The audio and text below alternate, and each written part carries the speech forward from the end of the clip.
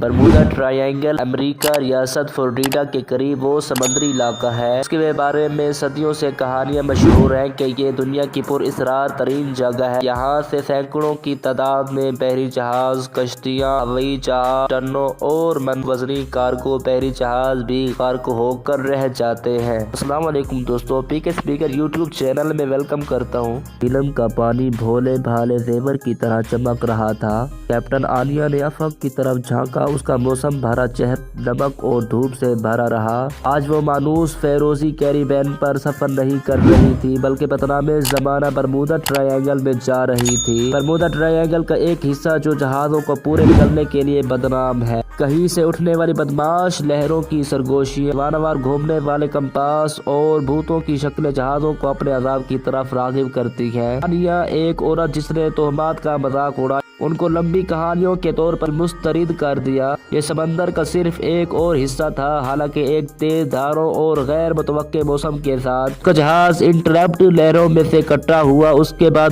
توقع کے ساتھ ترنے ہوئے ہے۔ سورج کو چومنے والے مہم جوئیوں کا ایک موڑی گچھا، ان کے چہروں پر جوشی اور اندیشی کی آمیزش ہے۔ آنیا جو ہمیشہ کی طرح کی کپتان تھی، اس نے اپنی نظریں لامتناہی نیلے رنگ پر جمائے رکھی۔ اچانک پہلا ساتھی فن نامی ایک تاریخ آدمی پل پر پھٹ پڑا، کی آنکھیں گھبراہٹ سے پھیل گئی۔ کیپٹن کمپاس، یہ خراب ہو گیا ہے۔ اس نے نیویگیشن ٹیبل کی طرف اشارہ کیا جہاں کمپاس کی سوئی چکرانے والے درویش کی طرح گھوم رہی تھی۔ آنیا کی پیشانی کھل گئی، عجیب لیکن ناقابل وضاحت نہیں۔ علاقے میں مقناطیسی بے ضابط گیاں عام تھی، پھر بھی بے چینی کا ایک کانٹ اس کی ریڑھ کی ہڈی پر دوڑا۔ پھر ہوا اٹھا بنشی کی طرح چیخ رہی تھی۔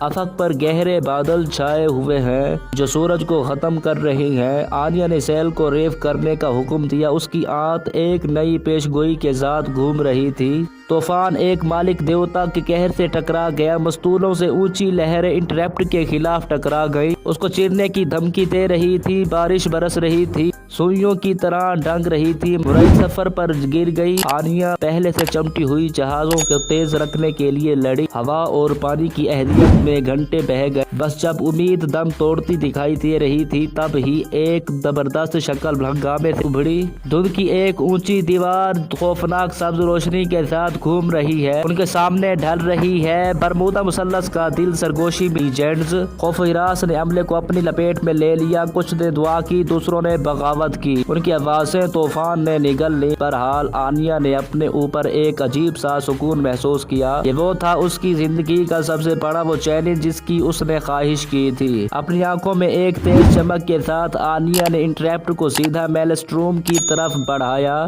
جہاز احتجاج میں گرا رہا تھا لیکن آنیا نے ثابت قدم رکھا۔ وہ گھومتے ہوئے دھند میں ڈوب گئے، سبز روشنی نے انہیں گھیر لیا۔ وقت اور جگہ متزلزل، آنیا نے ناممکن چیزوں کی جھلک دیکھی، ڈوبے ہوئے شہر، اڑنے والی وحی خالص توانائی کی مخلوق، پھر ایک لرزتے ہوئے جھٹکے کے ساتھ دوسری طرف دھوک دیا گیا۔ طوفان ڈل گیا تھا، برمودا مثلث ان کے پیچھے پڑا تھا۔ افق پر ایک چمکتا ہوا سراب، آسمان صاف تھا، ہوا عجیب سا ساکت تھی۔